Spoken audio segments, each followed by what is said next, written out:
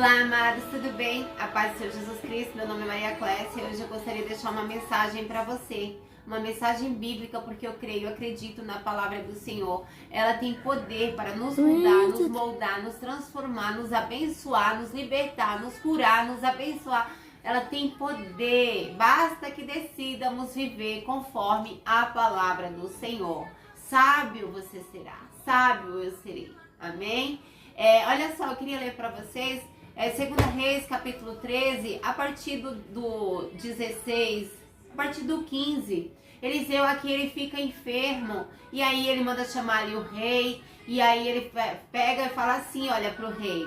E Eliseu disse-lhe ao rei, toma o arco e flechas, e ele tomou consigo o arco e flechas. E ele disse ao rei de Israel, põe a tua mão sobre o arco, e ele pôs a sua mão sobre o arco, e Eliseu pôs a sua mão sobre a mão do rei. E disse, abre a janela do oriente. E ele abriu a janela. E então Eliseu disse, atira. E ele atirou e disse, a flecha. E ele atirou a flecha do livramento do Senhor. Sabe o que já está nos mostrando aqui? Que o livramento é do Senhor, que a vitória que vem sobre o povo de Israel é uma vitória que vem do Senhor. A vitória que vem para a minha vida, para a sua vida, é uma vitória que vem do Senhor. Ela vem do Senhor, sabe? Olha só, não confie em cavalos, não confie em dinheiro, não confie em nada, confia no Senhor, busca a presença do Senhor. Creia que Ele tem muito para ti, Ele tem muito mais. Os planos, os sonhos, os pensamentos do Senhor são muito maiores do que o meu e o seu. Nós temos pensamentos limitados. E como são limitados nossos pensamentos, nossos desejos, nossas vontades? Sabe? E aí ele disse para ele atirar. Só ali ele já está dizendo para o rei, ali ele já está falando para aquele povo, olha só, a vitória de Israel vem de Deus, a vitória do povo de Deus vem dele, é dele. Não confia em alianças, não confia em nada, confia em Deus, porque Ele é nas nossas vidas, né? E ele diz assim, ó, atira, e ele atirou, e a flecha do livramento que viria do Senhor sobre a Síria, porque tu ferirás os sírios em Afaque até que os tenha consumido.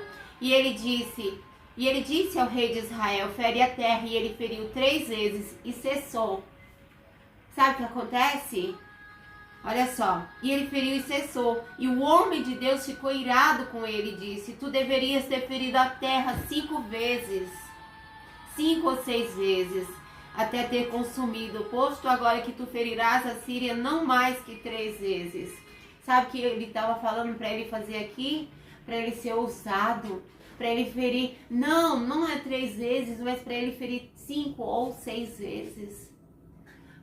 É para você obedecer ao Senhor completamente, é para você se entregar totalmente, é para nós nos entregarmos ao Senhor completamente, não é pela metade, é para nós nos jogarmos nos braços do Senhor. Amém? Joás, sabe o que ele perde ali, gente? Ele perde grandes vitórias, que era para ele ferir, e Deus ia afirmar ele sobre aquele povo ali, sabe? Mas ele, por conta da timidez dele, ou por conta de, não sei qual pensamento veio na cabeça dele ali naquele momento, mas ele feriu a terra com a flecha somente 3 vezes. Sabe o que eu coloquei aqui para nós? Joás limitou a vitória por sua falta de fé. Sabe, uma coisa que acontece muito com a gente, muitas das vezes, para não dizer sempre, muitas das vezes nós limitamos as nossas vitórias e a nossa vida com Deus por falta de fé. Por falta de fé, por falta de ousadia de ir diante da presença do Senhor, de se entregar, de viver, de acreditar, de fazer, de obedecer. Meu irmão, o que temos que deixar, deixemos. O que temos que fazer, façamos. Mas nós, sabe uma coisa que nós não podemos aceitar? É vivermos a mesma vidinha sempre. É vivermos sempre na mesma coisa ou no mesmo estágio. O povo de Deus cresce em espiritual, cresce em conhecimento, cresce, o povo do Senhor cresce na graça do Senhor. Não aceitemos viver uma vida limitada, porque Joás perdeu. Olha só, Joás limitou as suas vitórias por falta de fé. Sabe outra coisa que esse versículo ele nos mostra? Ele nos mostra que as promessas de Deus são maiores que as nossas forças. As promessas de Deus são maiores do que as nossas forças. Nós somos limitados, nós existimos, muitas vezes nós até paramos, mas Deus não. Deus é soberano, pleno, total e absoluto sobre a minha e sobre a tua vida. Em nome de Jesus, em nome do nosso Senhor Jesus Cristo. Sabe uma outra coisa que essa história nos mostra? Que obedecer. Ele obedeceu ao homem de Deus, ele obedeceu a Deus, sim, ele obedeceu. Mas ele obedeceu parcialmente. Era para ele ferir a terra 5 ou 6 vezes. Ele feriu apenas 3 vezes. Eliseu chegou até a ficar irado ali com aquela situação. Por conta daquilo, ele não teve a vitória que era para ter sobre a Síria. Mas olha só, isso também fala conosco. Não adianta nós obedecermos ao Senhor metade. Não adianta nós obedecermos ao Senhor 1/3 sim, uma parte sim, a outra não. Não é assim não. Não, as coisas com Deus são íntegras, são inteiras, são completas. São, sabe, Ele não quer e não nos quer em metade. Ele não divide, Ele não nos divide. Metade com o mundo e metade com Ele. Não. E o amor dele é tão grande, tão lindo, que ele não nos obriga a ir até a presença dele, a amá-lo e a ficar com ele. Ele não nos obriga. Deus é um amor tão grande, tão gracioso, tão maravilhoso, que ele sacrifica o seu filho, que nós temos acesso a ele, mas ele não força ninguém a querê-lo. Ele vem, ele diz: eis que coloco diante de ti a bênção e a maldição. E ele ainda aconselha e diz: escolhe a bênção. Escolhe a bênção, sabe? Mas ele não obriga ninguém. Mas com ele não adianta obedecer metade sim, metade não. Não adianta nós obedecermos no mínimo, porque muitas das vezes nós queremos obedecer, mas nós obedecemos no mínimo.